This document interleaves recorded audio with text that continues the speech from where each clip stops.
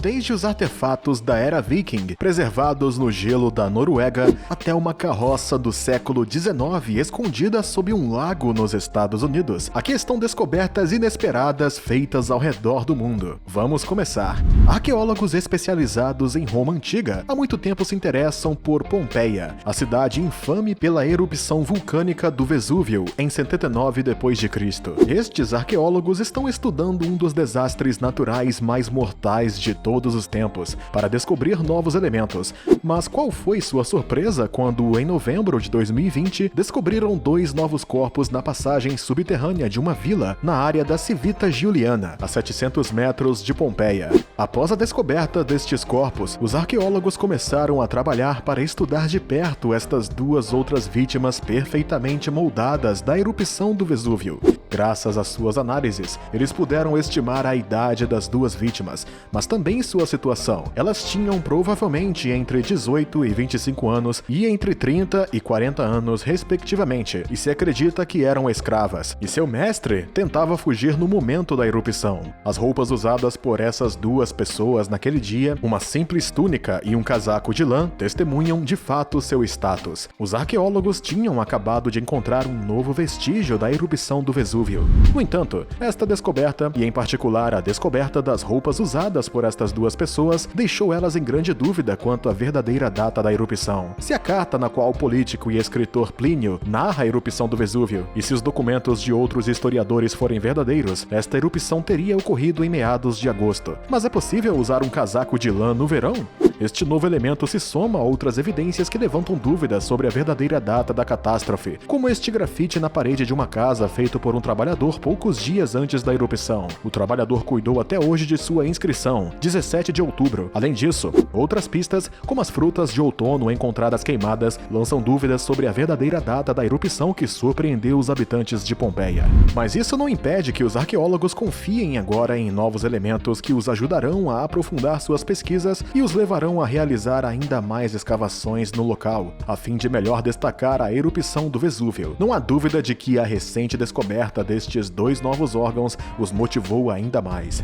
Alguns anos atrás, Lars Holger Pillow, um arqueólogo norueguês, estava visitando uma região montanhosa no sul da Noruega com outros arqueólogos. Com seus colegas, ele tinha vindo para explorar esta região que se sabia ter derretido suas camadas de gelo. Mas este arqueólogo estava longe de suspeitar que faria uma descoberta incrível. Foi nesta região que Pillow e seus colegas testemunharam um desenterramento de uma antiga túnica de lã datada de 1800 anos. Fascinado e curioso, o arqueólogo decidiu continuar com um de seus colegas a exploração deste local montanhoso, onde abundam artefatos que remontam à era Viking. Pillow foi capaz de encontrar um grande número de objetos que tinham pelo menos 1000 anos, mas que permaneceram perfeitamente preservados no gelo durante todo esse tempo. Estes objetos, que incluíam ferraduras, trenós quebrados, roupas, utensílios de cozinha, um pequeno pedaço de madeira e muitas outras ferramentas, pertenciam a viajantes que haviam utilizado esta estrada de montanha durante um período de comércio próspero.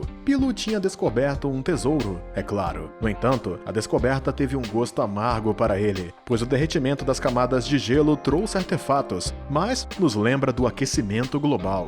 Entretanto, isso não impediu o arqueólogo de sentir um grande sentimento de satisfação ao analisar estes preciosos objetos com seus colegas.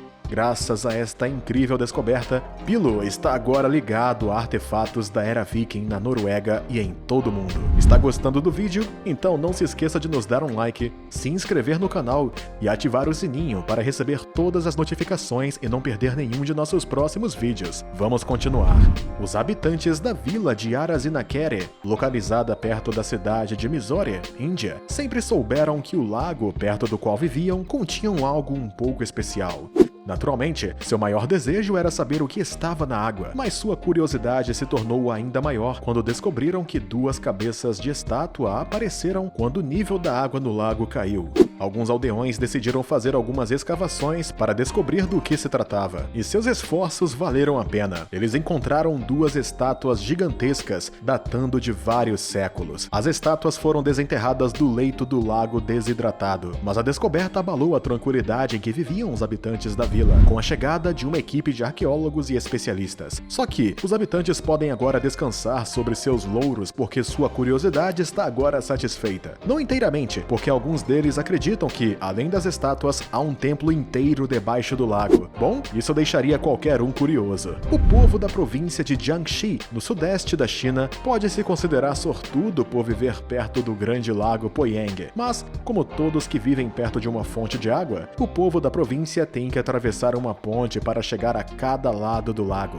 O povo da província de Jiangxi tem uma ponte, é claro, mas não uma ponte qualquer. Na verdade, trata-se de uma velha ponte de pedra, com cerca de 400 anos, que havia estado sob as águas do lago por muito tempo e finalmente apareceu quando o nível da água caiu. Isto é incrível. Os habitantes desta província chinesa, assim como os turistas, vêm frequentemente a este lago seco, caminhando pela antiga ponte feita de granito, que tem 2.930 metros de comprimento e remonta à dinastia Ming. A ponte, chamada de Qianyan, que significa 1000 buracos em chinês, em referência aos 1000 buracos que possui, é considerada a ponte de pedra mais longa da China. Entretanto, se este passeio traz muito prazer aos habitantes, para alguns deles, especialmente os defensores do meio ambiente, não podem deixar de sentir muita tristeza ao verem esta paisagem. O maior reservatório de água doce do país, drenado pela falta de chuva e pela construção de uma represa, afetou tanto a fauna quanto os pescadores que costumavam explorar os recursos do lago. Só que essas pessoas não podem negar que o aparecimento desse vestígio é um milagre. Isso é o que os fascina, apesar de tudo, e os incentiva a sempre voltarem para esta ponte.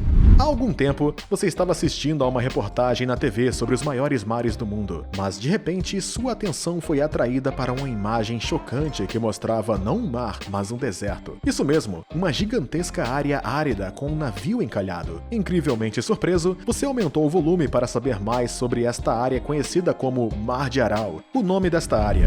Se descobriu então que não se trata de um mar, mas de um lago entre o Cazaquistão e o Uzbequistão. O relatório também permitiu aprender as verdadeiras razões que transformaram toda uma parte deste lago, que já foi o quarto maior do mundo, em um verdadeiro deserto. O Mar de Aral era muito explorado pelo governo soviético na época. Utilizou grandes quantidades de água do lago para irrigar suas culturas, especialmente o algodão. Como resultado, desde os anos 60, o Mar de Aral, outrora uma fonte de riqueza para as aldeias vizinhas, viu seu nível de água baixar e sua salinidade aumentar, levando a uma perda de biodiversidade e uma deterioração das condições de vida da população local, um verdadeiro desastre ambiental. É fácil imaginar como você ficou chateado e triste com tudo isso, mas não por muito tempo. No relatório diz que o mar tem melhorado desde 2005, graças a um projeto de restauração financiado pelo Banco Mundial que visa elevar novamente o nível da água e reduzir o nível de salinidade. Isso é reconfortante. No entanto, é preciso admitir que desde aquele dia, o interesse pelo Mar de Aral continuou a crescer. Todos sabem que os arqueólogos passam seu tempo escavando vários locais em todo o mundo. Às vezes eles precisam escavar por muito tempo para encontrar alguma coisa, mas às vezes eles podem fazer descobertas incríveis, como esta vila que encontraram na região de Doubs, na França. Depois de passar mais de um ano escavando a área, os arqueólogos se depararam com as fundações de uma vila inteira que remontava ao início da Idade Média. Esta singular aldeia merovingiana, que remonta aos séculos 6 e 7, tinha até mesmo uma necrópole, que são túmulos contendo vários objetos preciosos e uma igreja de madeira muito rara com planta basílica, além das grandes construções de 300 metros quadrados cada, que eram utilizadas para abrigar os habitantes. A vila de arquitetura germânica é testemunha da conquista dos francos naquela época. Após o cuidadoso estudo do vilarejo, descobriu-se que ele estava ocupado há cerca de 200 anos. Não só isso, mas também descobriram que o local foi ocupado por humanos que viviam no Mesolítico, que era entre 10.000 e 6.000 a.C. Uma descoberta interessante, mas demorada para os arqueólogos. Porém, eles podem se gabar de terem encontrado uma aldeia atípica e única na França. Imaginamos claramente o encanto que ainda devem sentir após esta incrível descoberta. Dave Zahn é um americano que vive em Oregon, nos Estados Unidos, uma região que tem sofrido uma grande seca nos últimos anos. Como todos na área, o delegado deste xerife testemunhou a queda no nível das águas do Lago de Detroit, um lago represado que acabou revelando os restos da cidade de Old Detroit, que havia sido abandonada e engolida durante os anos 50 para construir a represa. Entretanto, enquanto explorava a área em busca de tesouros, o homem tropeçou em uma carroça do século XIX, preservada em perfeitas condições graças aos baixos níveis de oxigênio.